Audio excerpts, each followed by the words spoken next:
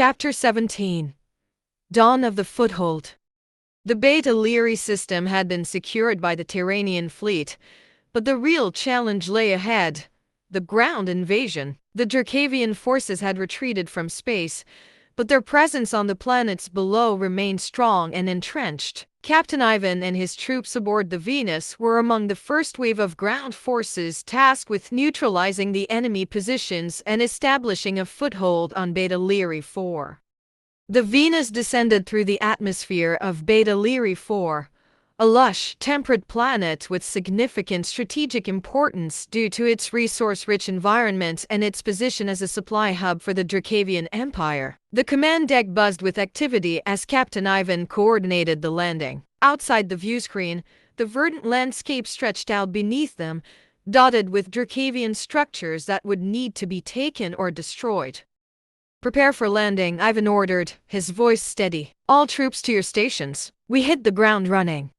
The ship shuddered slightly as it broke through the lower atmosphere, the landing thrusters firing to slow their descent. In the deployment bays, soldiers checked their gear and finalized their preparations, their faces set with grim determination. Lieutenant Harris, Ivan's second in command, moved among the troops, offering words of encouragement and ensuring everyone was ready for the fight ahead. "Captain, all units report ready," Harris said, joining Ivan on the command deck. Ivan nodded, his expression hardened. "Good. Let's show them what we're made of. Begin the landing sequence."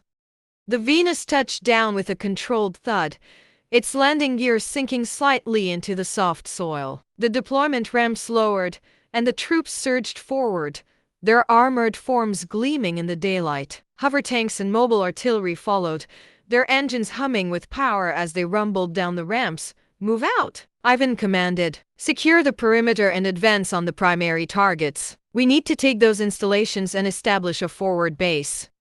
The troops fanned out in disciplined formations, their movements precise and coordinated. Ivan led the way, his pulse rifle at the ready. They advanced through the dense foliage, the sounds of the forest blending with the hum of their equipment. Drones buzzed overhead, scouting ahead and relaying real-time data to their HUDs. As they approached the first Drakvian outpost, Ivan signaled for the troops to halt. The outpost was a formidable structure, its defenses bristling with automated turrets and energy shields. "Harris, take a squad and flank from the west," Ivan ordered. "We'll draw their fire from the front." "Understood, Captain," Harris replied, motioning for a group of soldiers to follow him. Ivan signaled the rest of the troops to move forward. "On my mark, go!" The Terranian forces surged forward, their weapons blazing. Energy beams and plasma bolts lit up the battlefield as they engaged the Drakvian defenders. The automated turrets whirred to life, spitting lethal projectiles at the advancing troops. "Shields up!" Ivan shouted, activating his personal energy shield. The translucent barrier flared to life, deflecting incoming fire. The troops pressed on, their shields absorbing the brunt of the attacks. Ivan's rifle spat bolts of energy, each shot finding its mark with deadly precision. The Drakvian defenders fought fiercely, but the Terranian forces were relentless. "Harris, status?" Ivan called over the comm. "We're in position, Captain," Harris replied, moving to disable the turrets. Explosions rocked the outpost as Harris's squad hit the turrets with concentrated fire. The defensive emplacements sputtered and went dark, their control circuits fried. "Turrets are down," Harris confirmed. "Push forward," Ivan ordered. "Take the command center." The troops surged ahead, breaching the outpost's perimeter and storming the command center. Drakvian soldiers fell back, their resistance crumbling under the relentless assault. Ivan led the charge, his rifle blazing as he cleared a path through the defenders. They reached the command center, a heavily fortified structure at the heart of the outpost. Ivan's troops set charges on the main door, blowing it open with a deafening explosion. They stormed inside, securing the control room and subduing the remaining defenders. "Command center secured," Ivan reported. "Set up defensive positions and prepare for counterattacks. We need to hold this outpost until reinforcements arrive." The troops moved quickly, fortifying their positions and deploying automated turrets to cover the approaches. Medics tended to the wounded, while engineers worked to integrate the outpost systems with their own.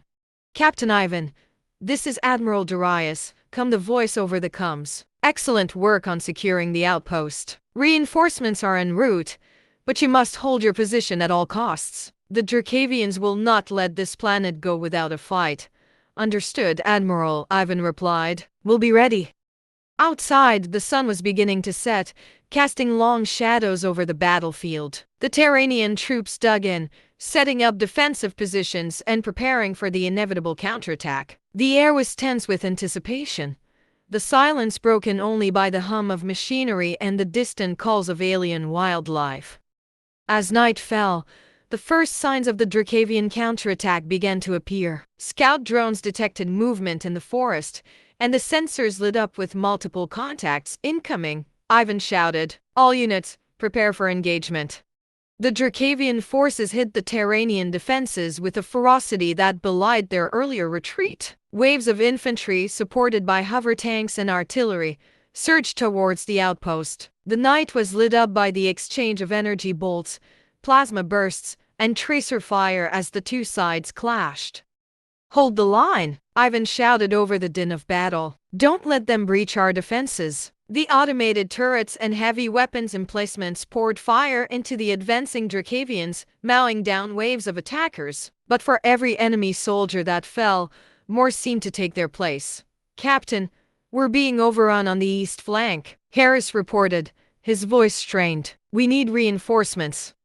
"Hold your position, Harris," Ivan replied, his voice firm. "I'm sending a squad to support you." The battle raged on, the outpost's defenses strained to their limits. Ivan moved through the lines, directing fire and coordinating the defense. The Drakvians fought with a tenacity born of desperation, but the Terranian troops held their ground. "Captain, this is Sergeant Cole on the west flank. We're holding, but we've taken heavy casualties. We can't hold much longer without support." Just as the situation seemed dire, the sky lit up with the arrival of Terranian dropships. Reinforcements poured out, their weapons blazing as they joined the fray. The fresh troops bolstered the defenses, pushing back the Drakvians with renewed vigor. "Reinforcements have arrived," Ivan announced, a note of relief in his voice. "Let's finish this." The combined firepower of the Terranian forces began to take its toll on the Drakvian attackers. The enemy's advance slowed, then faltered, and finally broke. The surviving Drakvian forces retreated into the forest, leaving the battlefield littered with the wreckage of their assault. "All units hold your positions and maintain a defensive perimeter," Ivan ordered. "We've won this round, but the battle is not over." As the dawn broke over Beta Lyrae 4, the Terranian forces regrouped and began the arduous task of securing the area. Medics moved through the ranks, tending to the wounded, while engineers fortified the defenses and repaired damaged equipment. Ivan stood at the edge of the outpost, looking out over the battlefield. The price of their victory had been high, but they had held their ground. The capture of Beta Lyrae 4 was a significant step in their campaign, but he knew there would be more battles to come. "Captain Ivan, you and your troops have done an outstanding job," Admiral Darius's voice came over the comms. "The reinforcements will continue to secure the planet, and will begin setting up a permanent base here. You've earned a rest, but stay vigilant. The Drakvians won't give up easily." "Thank you, Admiral," Ivan replied. "We'll be ready for whatever comes next." As the Terranian forces solidified their hold on Beta Lyrae 4, Ivan allowed himself a moment of reflection. The invasion had been a success, but the war was far from over. With the Drakvian Empire still a formidable opponent, every victory was just another step in a long and arduous journey. For now, though, they had a foothold on Beta Lyrae 4, and Ivan was determined to see the campaign through to the end. The future of their people depended on it, and he would do whatever it took to secure that future. Chapter 18. The Luminescent Pact. In the Grand Hall of the Koran Palace, the discussion continued. "If we are to give you ships," Zamer replied thoughtfully, "my people must earn something from it." Varric leaned forward, his eyes narrowing with intensity. "Name your terms, Zamer. The Drakvian Empire is willing to make significant concessions to secure your aid." Zamer's antennae twitched in consideration. "We seek access to your technological advancements, not just in weaponry, but in energy and agriculture as well. Our goal is to ensure the prosperity of our people, and we believe that with your help, we can achieve that.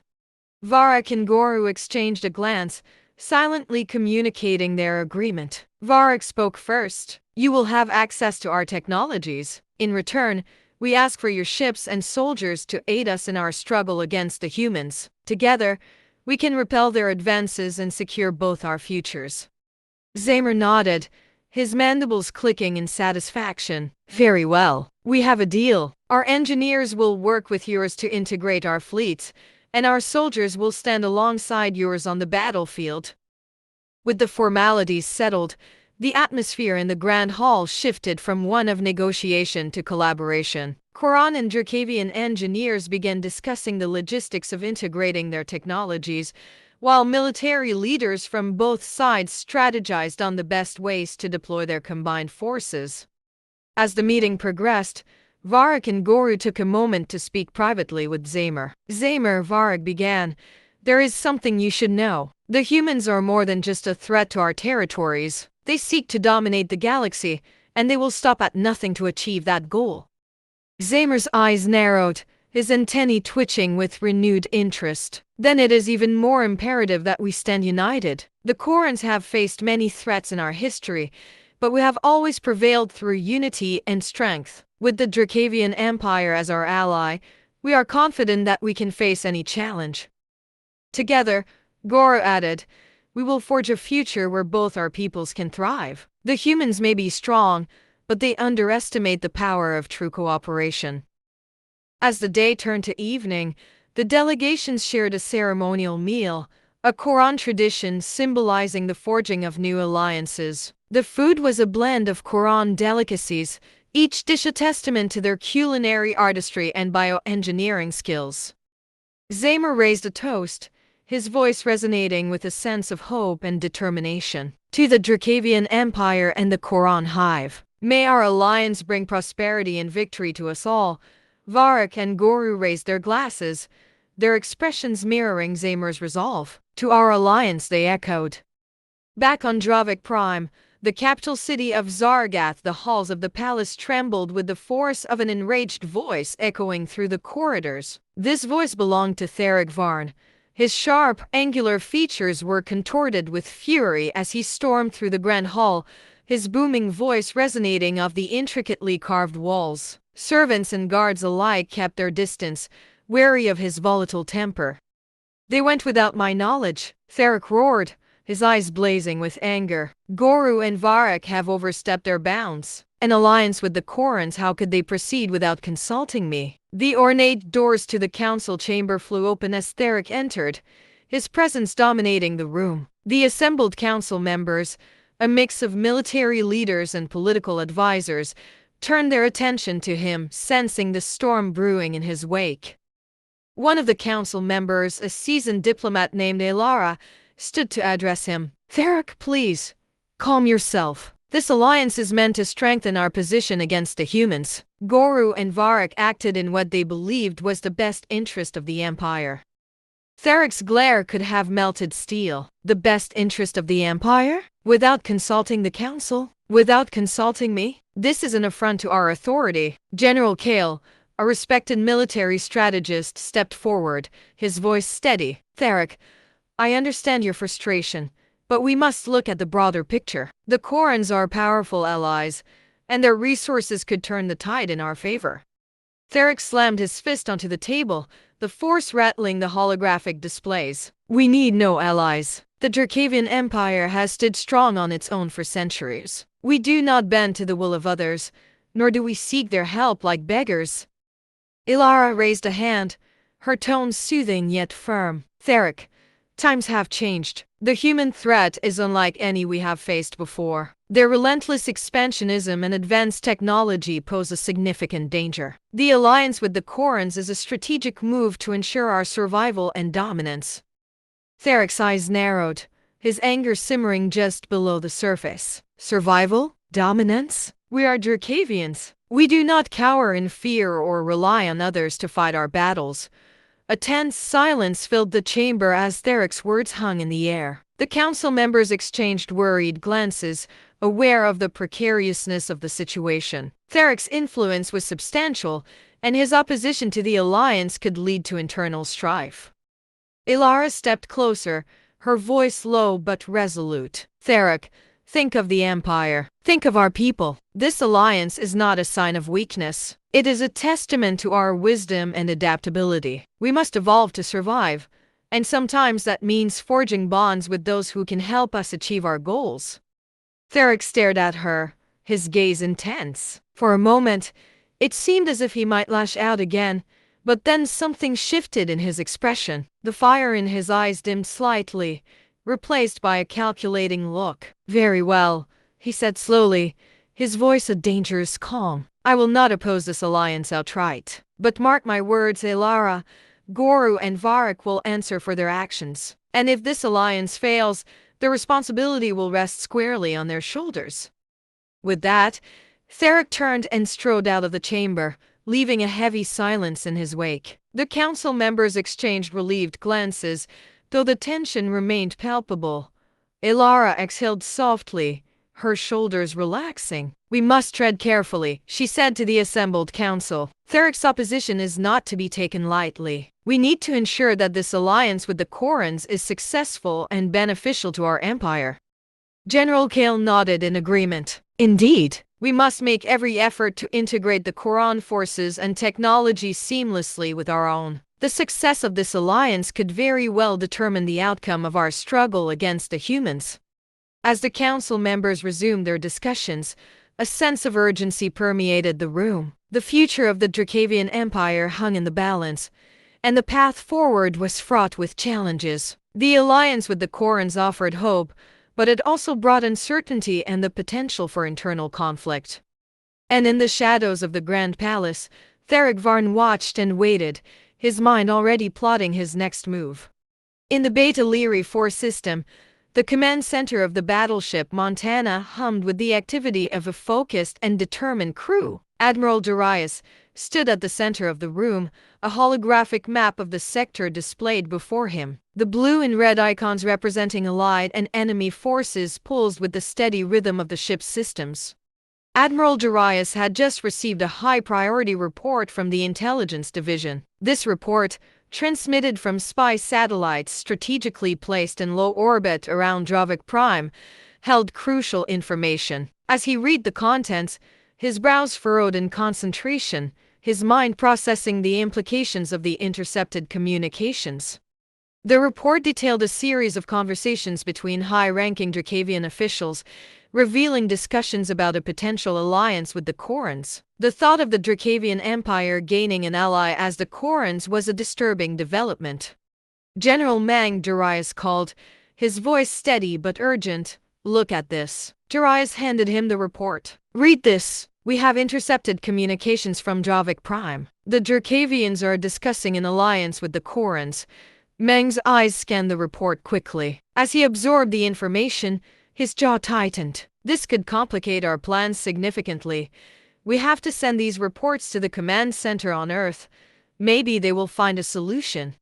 Back at the Admiralty on the surface of Beta Lyrae 4, the news of the Drakvian Koran alliance sent shockwaves through the command structure. The atmosphere was tense as Admiral Darius and his top officers convened in the war room, the air heavy with the weight of the latest intelligence.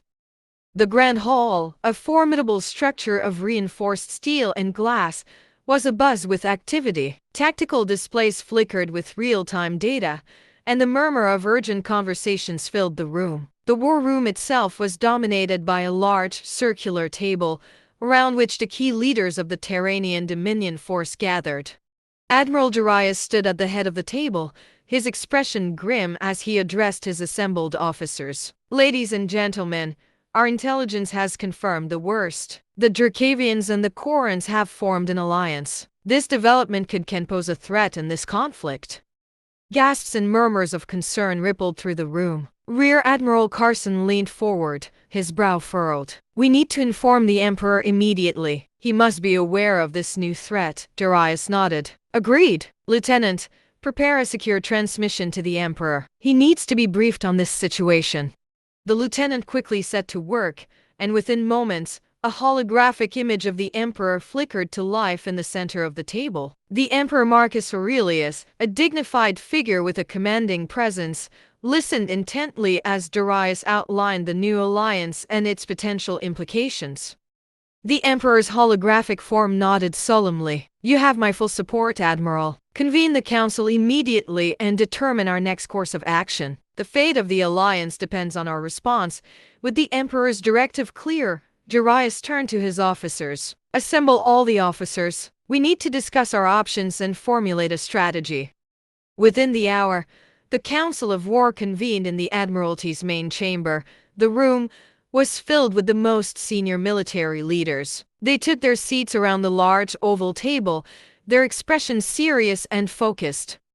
Darius stood at the head of the table, flanked by Rear Admiral Carson and General Meng. "Council members, we face a grave new threat. The Drakvians and the Korans have allied, and we must respond swiftly and strategically. I propose we seek out new allies of our own." General Meng, a seasoned strategist with a sharp mind, spoke up. "Admiral, I suggest we contact the Araks. Their unmatched strategic minds and advanced technology could be invaluable. An alliance with them could turn the tide in our favor." Rear Admiral Carson voiced his agreement. "The Araks have the strategic capabilities we need. If we can persuade them to attack the Korans, it would force the Drakvians to divide their focus, weakening their position." Darius nodded, his expression resolute. "Very well. We will extend a diplomatic invitation to the Araks. If we are to succeed, we must present a compelling case for their involvement, after which we will inform the Emperor about our strategy." The council members spent the next several hours drafting a detailed proposal, outlining the mutual benefits of an alliance and emphasizing the strategic advantage it would provide. Once the proposal was finalized, Darius authorized the transmission to be sent to the Emperor. Meanwhile, preparations continued on Beta Lyrae 4. The fleet was on high alert, ready to respond to any Drakvian counterattack. Troops trained tirelessly, fortifying their positions and honing their combat skills. The atmosphere was one of determined resolve, each member of the alliance steeling themselves for the battles to come. The imperial palace of the Terran Dominion was a marvel of architecture and design. Its vast halls and chambers echoed with the wisdom of ages past and the ambitions of the present. Towering statues of legendary emperors and heroes lined the corridors, their eyes eternally watching over the empire. In the heart of the palace lay the High Council chamber, where the most critical decisions of the Terran Dominion were made. The High Council chamber was a grand room with vaulted ceilings adorned with intricate frescoes depicting the history of the Dominion. Golden light filtered through stained glass windows, casting a serene glow over the circular table that dominated the center of the room. Around this table sat the members of the High Council, the most trusted advisors and leaders of the empire. Emperor Marcus Aurelius, a figure of regal authority and calm determination, entered the chamber. His presence commanded respect, and the council members rose in acknowledgement. He gestured for them to be seated and took his place at the head of the table. "Ladies and gentlemen," the emperor began, his voice resonating with a blend of authority and concern, "we are gathered here today to address a matter of utmost importance. Our intelligence has confirmed that the Drakvians have formed an alliance with the Korans. This new development poses a significant threat to our strategic position." The council members exchanged worried glances. High Admiral Tiberius, a seasoned veteran with a reputation for his unyielding resolve, spoke first. "Your Majesty, this alliance between the Drakvians and the Korans could pose a problem. The Korans' advanced bioengineering and the Drakvians' military prowess make for a formidable combination." Emperor Aurelius nodded. "Indeed, Admiral, that is why we must act swiftly and decisively. We cannot allow this alliance to go unchallenged. I propose that we seek to form an alliance of our own. Our best option lies with the Araks, a spider-like species known for their unmatched strategic minds." General Cassandra Kane, a brilliant strategist with a keen mind for diplomacy, leaned forward. The Araks have remained neutral thus far, Your Majesty. Convincing them to join our cause will require a compelling argument. We must present them with both the benefits of an alliance and the dangers of remaining neutral. Yes, General Cassandra, I just received a report from the Beta Lyrae system regarding this alliance. Admiral Darius leaked the same thing. Admiral Darius has already composed all the necessary documents with suggestions for the alliance, the Emperor continues, gesturing towards the display. The documents appear, layered with intricate diagrams and detailed annotations. These proposals outline potential benefits, risks, and strategic moves that we must consider. The large display flickers to life, projecting a detailed holographic map of the Beta Lyrae system and strategic alliance documentation. The holographic figures of key planets and military assets rotate slowly, casting a faint blue glow on the faces of those gathered.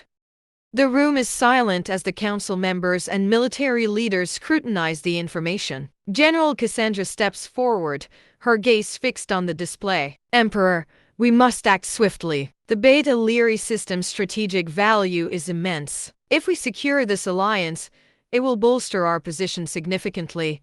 The Emperor's eyes narrow as he looks around the room. We cannot afford to lose this opportunity.